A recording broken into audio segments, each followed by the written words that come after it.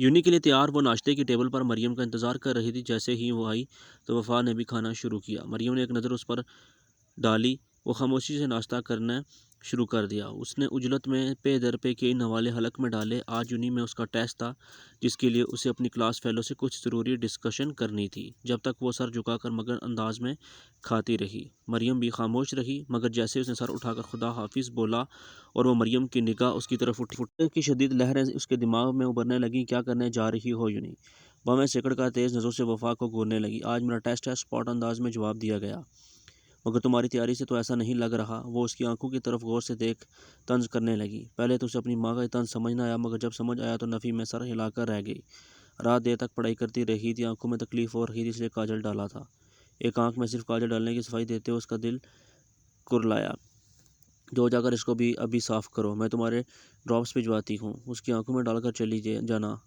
اپنا کھانا چھوڑ اپنے کمرے کی طرف بڑھ گئی۔ وفا نے ایک افسوس بھری نگاہ اپنی ماں کی پشت پر ڈالی اور خود بھی آنکھوں سے کاجل صاف کرنے کی غرض سے اپنے کمرے میں واپس آ گئی۔ یہ روشن ولا کا منظر تھا۔ 8 کنار پر مشتمل شیشے کی طرف چمکتا روشن ولا کسی خوبصورت پیلس سے کم نہ تھا۔ ویسے تو یہاں 3 فیملیز ایک ساتھ قیام پذیر تھیں، مگر یہاں کے مکینوں کی طرز زندگی کچھ الگ تھی۔ کسی کو کسی سے مطلب نہ تھا، گھر میں صرف نوکروں کے دم سے چہل پہل تھی، ورنہ روشن ولا کے مکین دعوتوں، سیاسی پارٹیوں یا کسی گرینڈ فنکشن میں پائے جاتے تھے۔ باقی کا وقت جو روشن ولا کے حصے میں آتا، اسے وقت میں سبھی لوگ اپنے اپنے کمروں میں سکون کرتے۔ وہاب رائے زادہ کے 2 بیٹے اور ایک بیٹی تھی، فرقان رائے زادہ، عدنان رائے زادہ۔ ان کے 2 بیٹے جبکہ دانیل رائے زادہ کو ان کی بیٹی ہونے کا شرف حاصل تھا۔ فاطمہ سے شادی کے بعد فرقان رائے زادہ کے ایک بیٹا تھا، التمش رائے زادہ، جو کہ خاندان کے سب سے بڑے بیٹے کے عہدے پر فائز تھا۔ اس کے بعد عدنان رائے زادہ کو خدا نے ایک بیٹا ارشاد اور 2 بیٹیوں مائرہ اور معزہ سے نوازا تھا، جو کہ ابھی پڑھ رہے تھے۔ وہاب رائے زادہ نے اپنی بیٹی دانیل رائے زادہ کی شادی خاندان میں ہی آصف رائے زادہ سے کر دی۔ دانیل کی ہٹ درم طبیعت کی وجہ سے یہ شادی 2 سال بھی نہ چل سکی اور دانیل رائے زادہ شوہر سے طلاق لے کر اپنے بیٹے عادی رائے زادہ کے ہمراہ واپس روشن ولا آ بسی۔ فاطمہ نے دروازے پر دستک دی۔ آ جائے پاپا، نہ جانے کیسے وہ دستک سے ہی پہچان جاتا تھا کہ ماں آئی ہے۔ پر شفقت مسکراہٹ چہرے پر سجائے وہ کمرے میں داخل ہوئی۔ ایک نظر بیڈ پر بیٹھے اپنے خوبرو بیٹے کی طرف دیکھا، جو بلیک ٹی شرٹ اور ڈھیلے ڈھالے پاجامے میں گود میں لیپ ٹاپ رکھے کی بورڈ پر پھرتی انگلیاں چلا رہا تھا۔ کسرتی مضبوط بازو ٹی شرٹ سے صاف جھلک رہی تھی، گھٹنے کالے بال کشادہ پیشانی پر بکھرے تھے، سختی سے بھیجے لب ماتھے پر پھیلی تیوریاں، اسکرین پر ساکت جمی گہری کالی آنکھیں اس بات کا ثبوت تھی کہ وہ اس وقت کسی پریشانی کا شکار ہے۔ اگلے ہی لمحے لیپ ٹاپ بند کر کے ایک طرف رکھا اور ہمیشہ کی طرح چہرے پر نرم سی مسکراہٹ سجا کر اپنی ماں کی طرف متوجہ ہوا۔ جی ماں، کچھ کام تھا؟ کوئی کام تو ضروری تھا، مگر تم یہاں کیا فری ہو؟ جی ماں، آپ کے لیے میں ہر وقت فری ہوں۔ ہاتھ پکڑ کر انہیں اپنے ساتھ بیڈ پر بٹھا کر اس نے ان کے دونوں ہاتھوں کو اپنے مضبوط ہاتھوں میں لیا۔ کیسا رہا آج کا یونی کا فنکشن؟ بہت ساری لڑکیاں ہوں گی وہاں، پر تمہیں کوئی پسند آئی؟ وہ اشتیاق سے گویا ہوئی تو وہ گہری مسکراہٹ کے ساتھ سر جھکا گیا۔ بنا ایسی لڑکیاں پسند نہیں کی جاتی۔ ان کا ہاتھ دبا کر وہ انہیں سمجھانے کی کوشش کرنے لگا۔ تو پھر کیسے پسند کی جاتی ہیں؟ مجھے بھی بتا دو۔ اپنی بڑھتی عمر، میرے اور اپنے ابا کے ارمانوں کو کچھ تو خیال کرو۔ ان کا محبت بھرا انداز سے سوچ میں ڈال گیا۔ تم آپ کو کیسی بہو چاہیے؟ بیٹا، مجھے بہو سے زیادہ تمہارے لیے ایک مخلص بیوی چاہیے۔ اب میں نے باقی سب ساسوں کی طرح سے جھاڑو پوچھا تو کروانا نہیں ہے۔ ماشاءاللہ سے خدا نے اپنی ہر احمد سے نوازا ہے، اور اپنی پسند سے زیادہ میں یہ چاہتی ہوں کہ لڑکی تمہاری پسند کی ہو، کیونکہ زندگی میں تو تمہیں نے گزارنی ہے۔ اچھا تو پھر آپ لڑکی دیکھ آئیں۔ اس نے جیسے اپنی ہاں کے سر پر دھمکا دیا تھا۔ تبھی کچھ پل کے لیے فاطمہ کا منہ کھوکھلا سا رہ گیا۔ تب تم سوچ رہے ہو؟ حیران ہوئی۔ ہاں بالکل سچ۔ ہاتھ بڑھا کر اپنی ماں کا گال کھینچا تاکہ وہ خوشی کی دنیا میں واپس آئیں۔ کون ہے وہ لڑکی؟ کہاں رہتی ہے؟ کیسے نظر آئی؟ ان کو تالا پن التمش کو کھلکھلانے پر مجبور کر گیا۔ ماں، ایسا کچھ نہیں ہے، بس میں چاہتا ہوں کہ وہ کچھ تو توقف کے لیے رک کر اپنی ماں کو دیکھنے لگا، جو اس کے ایک لفظ کو بڑے غور سے سن رہی تھی، کہ آج سے 5 سال پہلے آپ کی اور آپ کی دوست کے درمیان جو گفتگو ہوئی تھی، آپ اس پر دوبارہ نظر ثانی کریں۔ التمش کی بات نے انہیں حیران و پریشان کر دیا۔ مگر بیٹا، وہ بات تو 5 سال پہلے کی تھی، اور اس وقت ہنسی مذاق چل رہا تھا۔ کیا پتا انہوں نے وہ بات مذاق میں بول دی ہو۔ فاطمہ نے اپنی کشمکش اس کے سامنے رکھی۔ نو ماما پلیز، میری خاطر آپ ایک بار ان سے بات کر کے دیکھیں۔ التمش کا پر امید چہرہ دیکھ کر وہ خاموش ہو گئیں۔ آخرکار ان کے اکلوتے بیٹے کی خواہش کا سوال تھا، بھلا وہ کیسے منع کر سکتی تھی؟ اپنی طرف سے اس معاملے پر غور کرنے کا بول کر وہ وہاں سے چلی آئی۔ وہ دیکھو، پیسوں والی بیکارن آ گئی۔ جیسے وہ اپنی کلاس میں جانے کے لیے سیڑھیاں چڑھنے لگا، وہاں بیٹھے لڑکیوں کا ایک رو روز کی طرح سے مذاق اڑانے لگا۔ اچھا وفا، سنو۔ وہ سب کو اگنور کر کے آگے بڑھنے لگی۔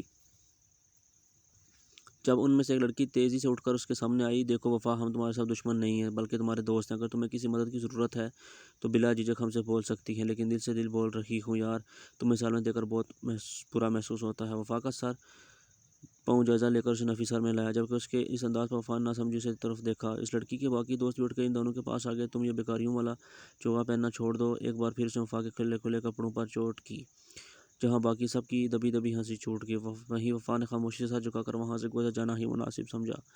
وہ ان سب کے منہ نہیں لگنا چاہتی تھی کیونکہ یہ سب اس کی ماما کی دوستوں کی بیٹیاں اور بیٹے تھے۔ سنو وفا، میرے پاس بہت سے ایسے کپڑے پڑے ہیں جو شاید تمہیں فٹ آ جائیں، میں انہیں پہن پہن کر بور ہو چکی ہوں، تم اگر میری اترن پہنو گی تو کم از کم بیکارن سے زیادہ اچھی لگو گی۔